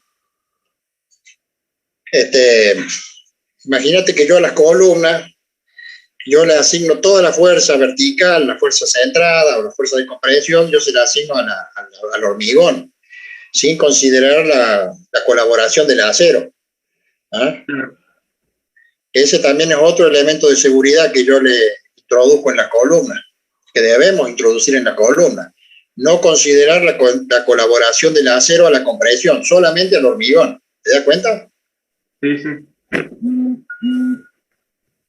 Y la armadura se la ponemos no solamente para confinar el hormigón, la armadura transversal es para confinar el hormigón. La armadura longitudinal nos sirve para colaborar a la compresión. Pero a su vez está ahí a la espera de que vengan las acciones horizontales provocadas por los vientos, por los sismos o por los empujes, ¿eh? De cualquier naturaleza. ¿Eh? Entonces vamos a tener una pieza que principalmente trabaja la compresión centrada o con pequeña excentricidad, ¿sí? pero que a su vez es hábil para tomar los esfuerzos de corte y los esfuerzos de flexión provocados por los esfuerzos laterales. No, las columnas hay que asegurarse muy bien con las columnas. Las columnas es una pieza estructural en la que la sobreabundancia de acero lo único que provoca es una sobreresistencia. ¿Ah? El exceso de acero genera una sobreresistencia. No pasa lo mismo en las vigas, acuérdense con las vigas. ¿Qué pasa con las vigas? ¿Está prohibido hacer vigas de qué tipo? ¿Cuáles son las vigas que están prohibidas?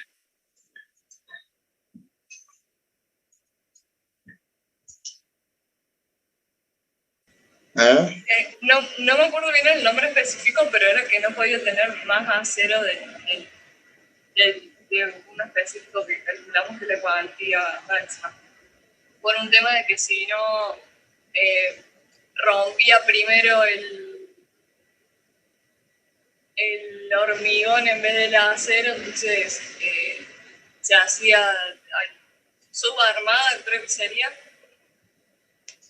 Que era justamente para... No se estarían viendo las fisuras, digamos, para controlar a ver para si hay algún desalojar a la colapso. gente. Claro. Las que están prohibidas se llaman las superarmadas. Superarmadas. Las superarmadas rompe primero el hormigón y el acero ni siquiera entra en fluencia. Otra viga que está prohibida es las vigas equilibradas, ¿eh? Las que rompen en forma conjunta, tanto el acero como el hormigón. El Por eje eso neutro se encuentra en el medio de la viga, ¿no? ¿Cómo? ¿El eje neutro se encuentra en el medio de la viga, en ese caso? Claro. No, en realidad no, capaz que no. Pero digamos, va creciendo la tensión de compresión en el hormigón y va creciendo la tensión de tracción en el acero. Hay una relación de deformaciones que va creciendo y las dos llegan a la rotura al mismo tiempo. Esas son las estructuras equilibradas, que esas están prohibidas. Y las que están prohibidas también son las superarmadas, las que le ponen más acero de la que realmente necesita para que trabaje en función de la solicitación que ustedes han impuesto, ¿eh? O de las cargas que ustedes le han impuesto, porque en ese caso revienta primero el hormigón y se genera lo que se llama colapso abrupto, sin aviso. Sin aviso. Entonces lo que sí hay que hacer son estructuras subarmadas, ¿eh? El acero entra primero en fluencia, se genera una gran deformación que da aviso de que algo está fallando y da tiempo a corregir el problema, ¿eh? O salir corriendo o apuntarla, ¿sí? Eso en el caso de las vigas. Pero en el caso de las columnas, si no me equivoco, es al revés, no se puede la de superarmada. Perdón, ¿cuál? Subarmada, sino que se hace la de superarmada, ¿no? En las columnas. Puede ser. O sea, que no tiene que romper. Las columnas no se tienen que romper bajo ningún aspecto, bajo ninguna solicitación, digamos, que pueda soportar ese edificio.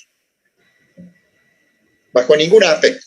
Si vos agarrás y decís, yo voy a hacer una columna que va a tener 30 por 30, supongamos, ¿no es cierto? Entonces vos agarrás y decís, esa columna aguanta la sección de hormigón por la tensión del hormigón, ¿eh? La sección por la tensión me da la carga máxima que es dable esperar en esa columna, ¿estamos? Supongamos que te da 40 toneladas, pero vos decís, yo quiero tener una columna con este hormigón, pero que me aguante 60 toneladas, ¿eh? Entonces, en ese caso, nosotros le agregamos armadura para que tome el remanente de carga que necesitamos para esa sección. ¿Entendés lo que te digo? Colocamos armadura adrede para que colabore la compresión, ¿sí? Pero el exceso de armadura lo que me está otorgando es una sobre resistencia. Está bueno que se hace. ¿Ah? Por eso es que cuando yo diseño una columna, yo a toda la fuerza vertical se la asigno a la sección de hormigón neta. Y después le agrego la armadura, pero la armadura que le agrego está para que tome los esfuerzos laterales y los esfuerzos de corte. ¿Ah? Los esfuerzos laterales longitudinales están con las barras verticales, digamos, de la columna. Y el esfuerzo de corte lo tomo con los estribos, ¿ah? Como ocurre en las vigas, exactamente igual. El esfuerzo de corte de la columna es resistido por la armadura. transversal, que son los estribos. Ya lo vamos a ver eso también más adelante.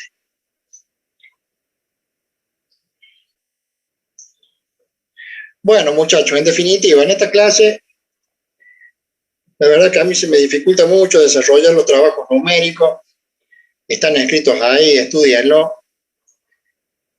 Y si surgen dudas, en la próxima clase me consultan. Por eso léanlo anticipado en el trabajo práctico, para que podamos tener un diálogo. Yo me rehúso a desarrollar numéricamente así en pantalla estos ejercicios que están escritos. No me gusta repetir lo que está escrito. Léanlo. Y si surgen dudas, me preguntan. Pero en el caso de la verificación de zapatas, es muy simple. Consiste en darles dimensiones. Como ocurre en todo el cálculo de la estructura de hormigón armado, ¿no? Nosotros, en definitiva, no calculamos nada. Nosotros lo que hacemos es verificamos secciones. Eso creo que lo dije en la primera clase. Así como ocurre con una viga, por ejemplo, que tiene una determinada luz y tiene que soportar determinada carga, entonces yo propongo una sección, por ejemplo, 20 por 20. Suponga, una viga de 20 por 20. Entonces la someto a la solicitación de flexión y corte y verifico que realmente esa sección soporte la solicitación. Si no soporta, ¿qué hago? Bueno, no, voy a proponer hacerla más esbelta, o sea, levantarla, hacerla un poco más alta. La haré de 20 por 40. Y así voy proponiendo una sección hasta que satisface la solicitación. ¿Se dan cuenta? Nosotros en realidad no calculamos nada, proponemos una sección y después verificamos. Cuando decimos estamos calculando una estructura, en realidad lo que estamos haciendo es verificar la estructura. ¿Se dan cuenta? Y en las zapatas pasa lo mismo. Yo propongo una determinada geometría y después verifico. Como las tensiones predominantes en la zapata es el corte, entonces yo la voy a dimensionar al corte. Voy a verificar el corte. ¿Sí? Y la verificación del corte en una zapata consiste en determinar cuál es la superficie de rotura, que en este caso es el cilindro de verificación, y ver que las tensiones sean inferiores a las tensiones admisibles del hormigón con que voy a elaborar la zapata. ¿Sí? O sea, propongo una dimensión de zapata y después la verifico. Verifico que tenga suficiente altura, suficiente calidad de hormigón, ¿se dan cuenta? Y si no verifica, bueno, ¿qué tengo que hacer? O le doy más altura a la zapata, o ensancho la columna de apoyo, o trato de que el talud del hormigón sea un poquito más inclinado, para que el cilindro de verificación sea más alto y por ende sea tenga más superficie, entonces diluimos de esa forma las tensiones de corte. Pero vuelvo a repetir, en el caso de la zapata, yo propondría una zapata y en el caso de que no verifique, trataría de ensanchar la columna. ¿Sí? Es lo más económico y es lo más fácil y es lo más seguro, según yo. Posiblemente en alguna oportunidad no se pueda ensanchar la columna, ¿no es cierto? Entonces sí estamos obligados a darle más altura. Manteniendo una sección de columna, la única forma que tenemos es aumentar la altura. Lo que no podemos hacer en la zapata, por ejemplo, es colocar refuerzos de acero para que tomen el esfuerzo de corte. Eso sí que no podemos hacer porque sería muy difícil. No sabríamos cómo colocarla, qué geometría tendría que tener la armadura. Sí, sería muy engorroso. Mucho más simple es darle más altura o ensanchar la columna. Eso quiero que le quede claro porque posiblemente va a ser un tema de examen parcial. Que no sé cuándo son los parciales, ¿ni sabe? ¿Han dado fecha? Sí, profe.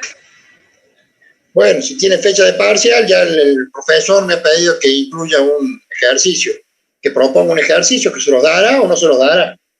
Pero si yo tuviera que hacer un ejercicio para examen, haría eso. Que en forma gráfica me verifiquen mi dimensión en una zapata. Por eso está bueno que estudien bien los ejercicios que están acá en el apunte, porque es muy probable que les salga un ejercicio de eso. Bueno, una cosa que les quería comentar respecto de la fundación es esta.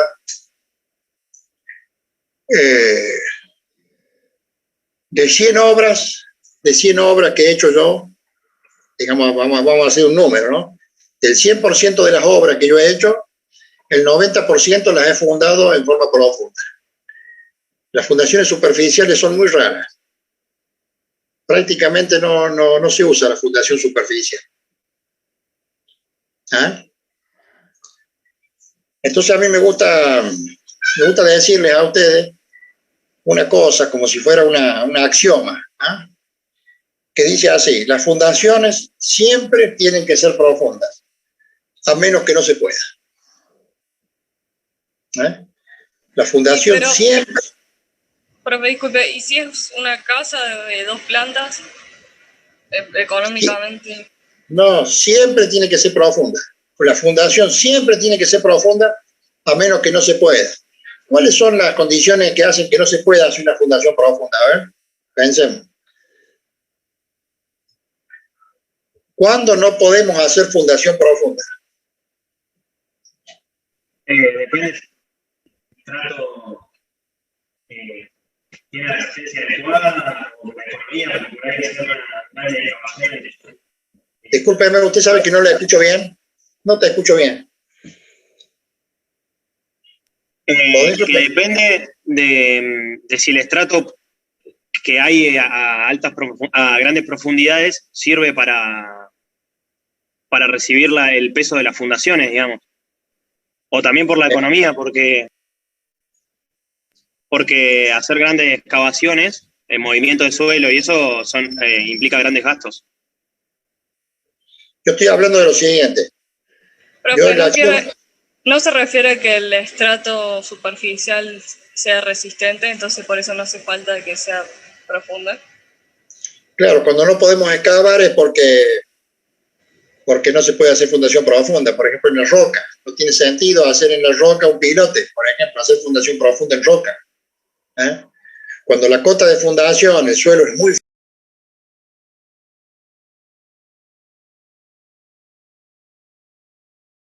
entonces ahí sí te manda una fundación superficial.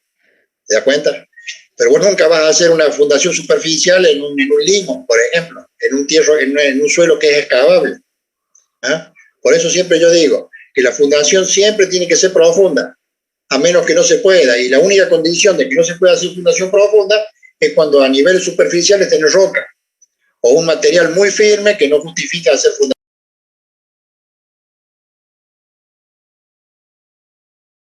¿Sí? Una vez, fíjense, este concepto es muy importante que lo tengan claro, ¿no? Una vez fui a hacer un housing ahí en La Calera y el ingeniero había hecho un diseño estructural general de las casitas esas, una manzana, un housing era, y proponía hacer fundación de bases tipo pilote, así.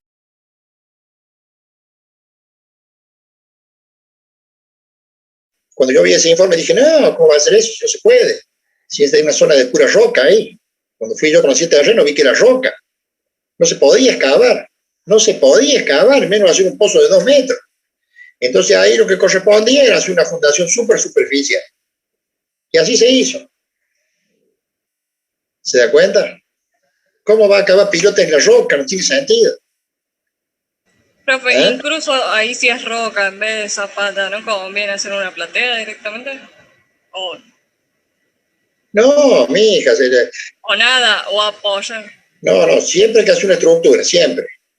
Pero la estructura se hace por donde vos vas a bajar la carga.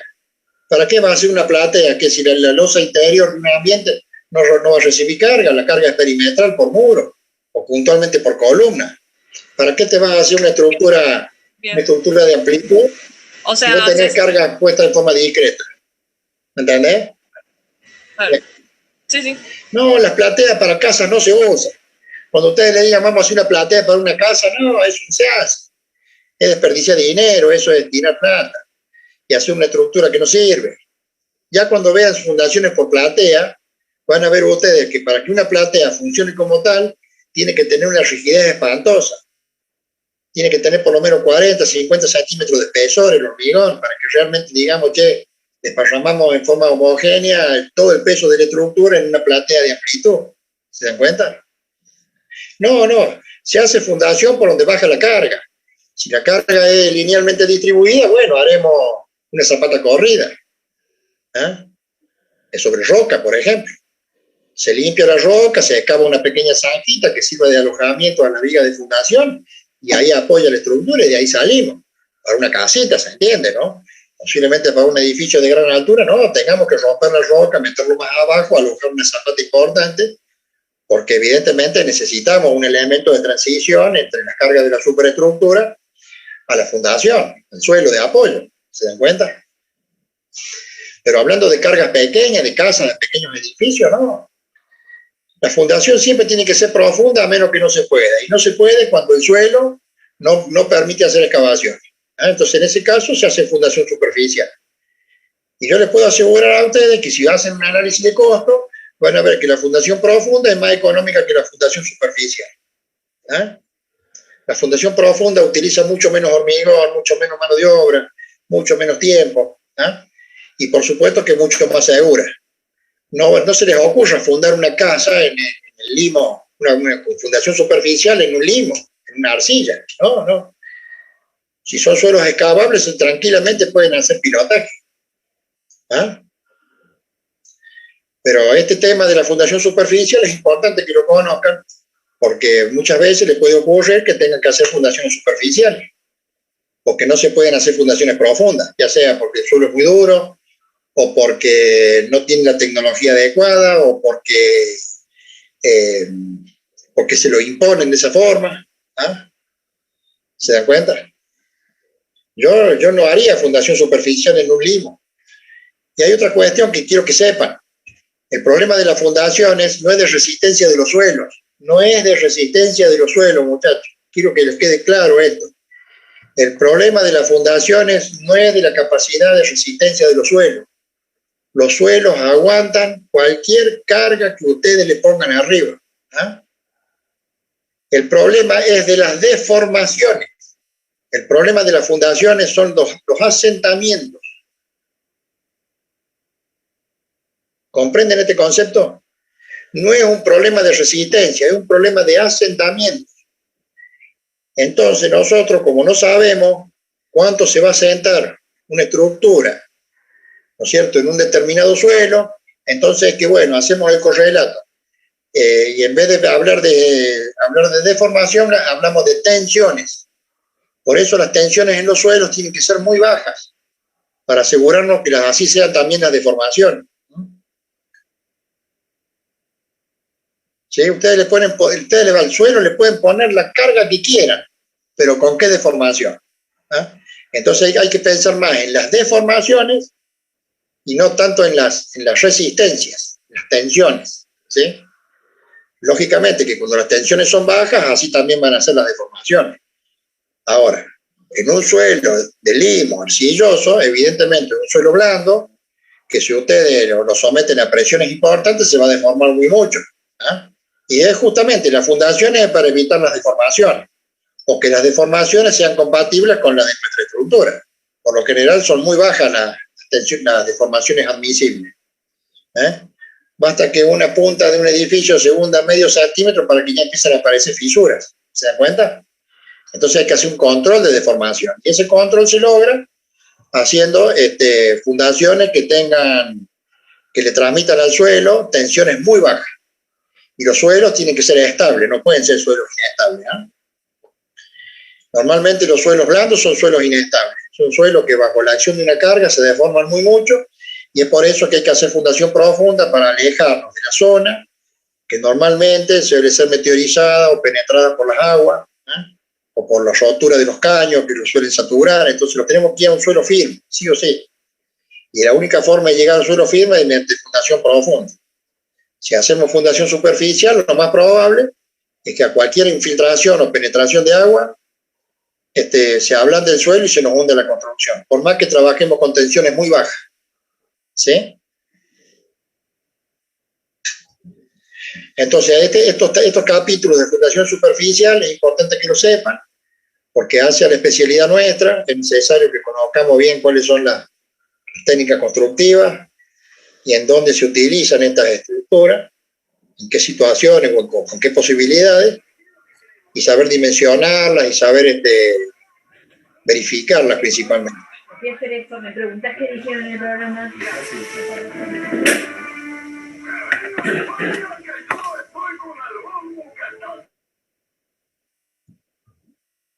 Bien.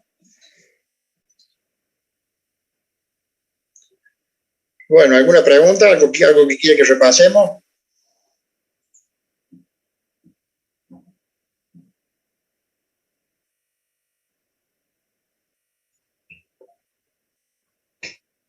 Bueno, dejamos para la semana que viene. La semana que viene vamos a ir con este tema de fundaciones superficiales.